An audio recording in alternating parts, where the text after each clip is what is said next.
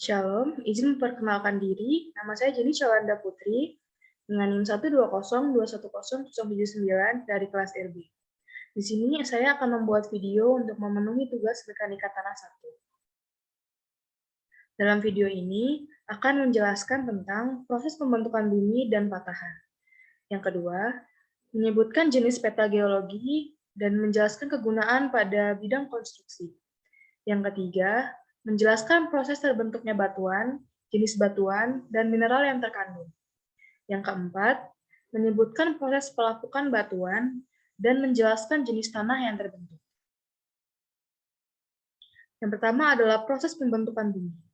Menurut teori George Louis Leclerc, dikemukakan oleh Louis Leclerc, Francis Georges, dan Comte de Buffon pada tahun 1788, mereka mengemukakan bahwa dahulu terjadi tumbukan sebuah komet dan matahari yang kemudian menyebabkan sebagian massa dari matahari terpental ke arah luar sehingga terbentuk suatu planet.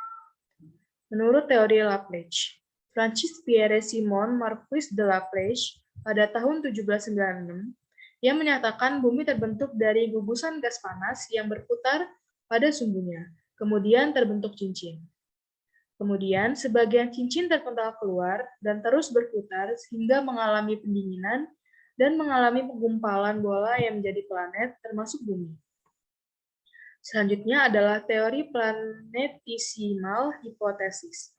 Dikemukakan seorang ahli astronomi Amerika, Forrest Ray Moulton, dan seorang ahli geologi, P.C. Chamberlain. Mereka berpendapat matahari terdiri dari gas dengan massa besar. Kemudian didekati oleh bintang yang melintas dengan kecepatan tinggi di area sekitar matahari. Pada saat bintang ini melintas dekat dengan matahari, sebagian massa gas matahari kemudian tertarik keluar akibat gravitasi dari bintang tersebut, yang membuat massa gravitasi ini berputar akibat gravitasi sementara. Selanjutnya, teori Weizsäcker. Seorang ahli astronomi asal Jerman, Carl Friedrich von Weizsäcker, mengemukakan tata surya pada mulanya terdiri dari matahari yang dikelilingi kabut gas. Sebagian massa kabut ini terdiri atas hidrogen dan helium. Kemudian, unsur ringan ini menguap karena panas matahari dan yang lebih berat kemudian tertinggal dan menggumpal. Kemudian menarik unsur lainnya yang berevolusi membentuk berbagai planet. Selanjutnya adalah teori tidal. Dikemukakan oleh dua ilmuwan asal Inggris yaitu James Jeans dan Harold Jeffreys pada tahun 1918. Teori tidal menyatakan bahwa saat bintang melintas di dekat matahari, sebagian massanya kemudian akan tertarik keluar hingga akhirnya membentuk cerutu. Bagian cerutu ini kemudian mengalami pendinginan dan membentuk planet Mars, Jupiter, Merkurius, Venus, Bumi, Saturnus, Uranus, dan Neptunus. Selanjutnya adalah teori Kuiper. Teori pembentukan bumi Gerald P. Kuiper menyatakan mulanya terdapat sebuah nebula besar berbentuk piringan cakar. Pusat piringan ini merupakan protomatahari yang menjadi sangat panas. Sementara sebaliknya, protoplanet kemudian menjadi dingin dan mulai menguap serta menggumpal menjadi planet. Yang terakhir adalah teori Whipple-Fred al.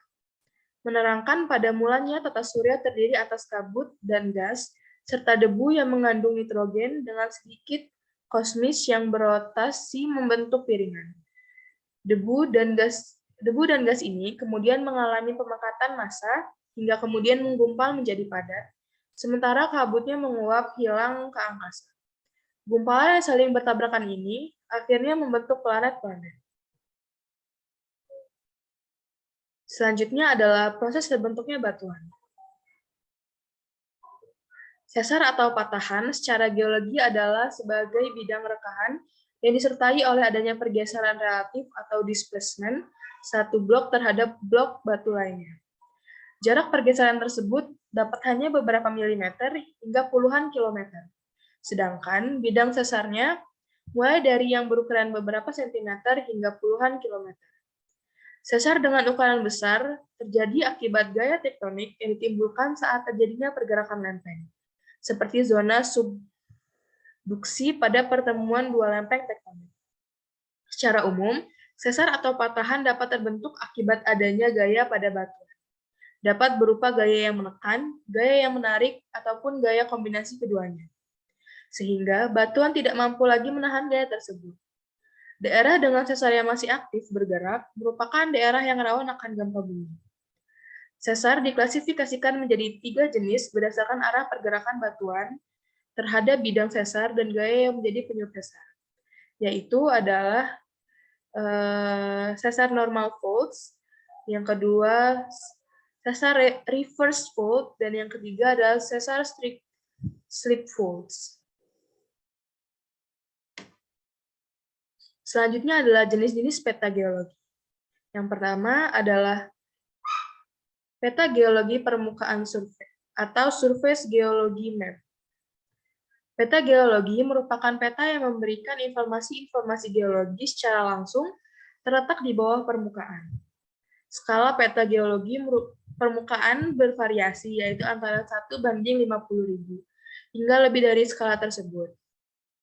Peta ini bermanfaat untuk menentukan lokasi bahan bangunan, drainase, pencarian sumber air, dan juga pembuatan jalan. Yang kedua adalah peta singkapan atau outcrop map. Merupakan peta yang umumnya berskala besar dan juga mencantumkan lokasi ditemukannya batuan padat. Peta ini memberi informasi yang berasal dari pemboran serta sifat batuan dan kombinasi strukturalnya. Peta singkapan berguna untuk menentukan lokasi ditemukannya batuan tertentu. Selanjutnya adalah peta ikhtisar geologis. Peta ini memberikan informasi langsung mengenai formasi-formasi yang tersingkap atau ekstrapolasi terhadap beberapa formasi yang masih tertutup dengan lapisan endapan holosen. Selanjutnya adalah peta struktur.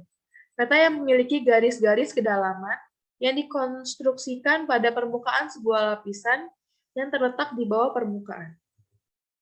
Kemudian peta isopatch.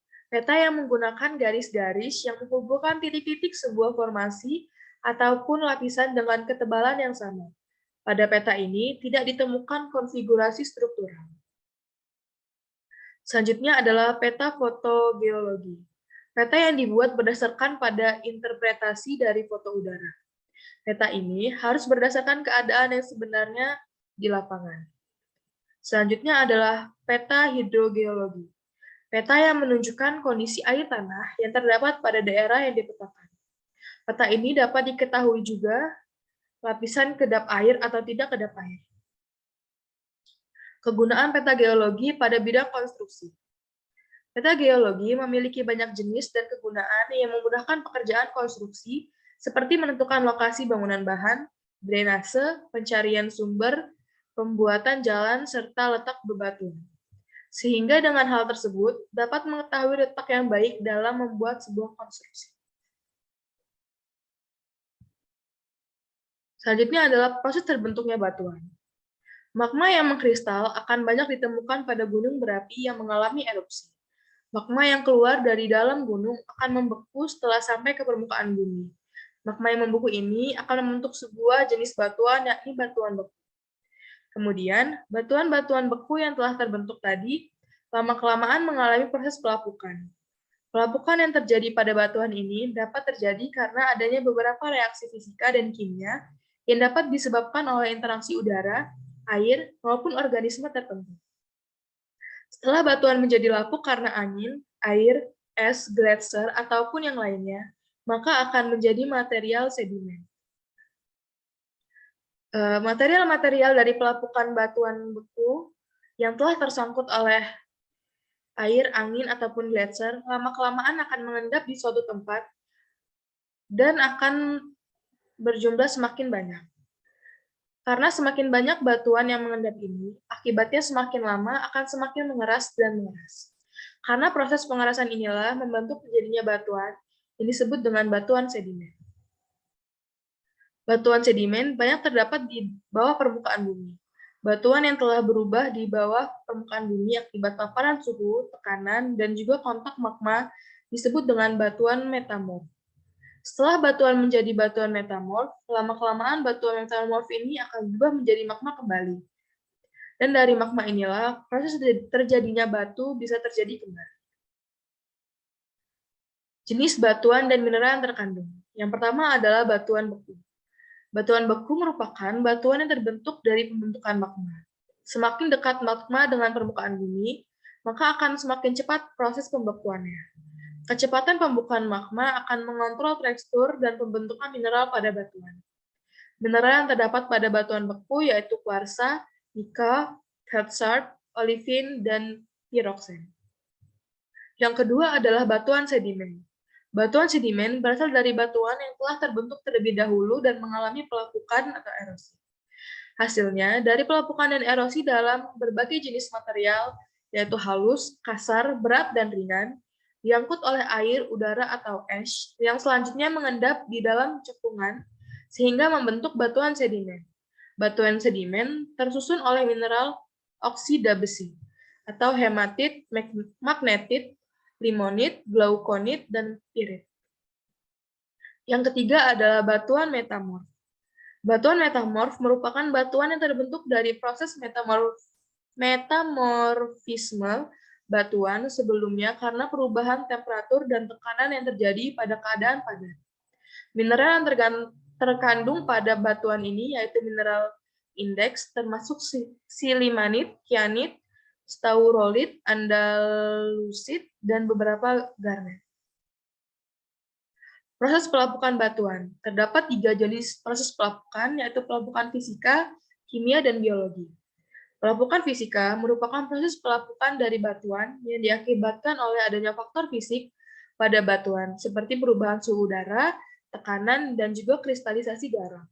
Selanjutnya adalah pelapukan kimia.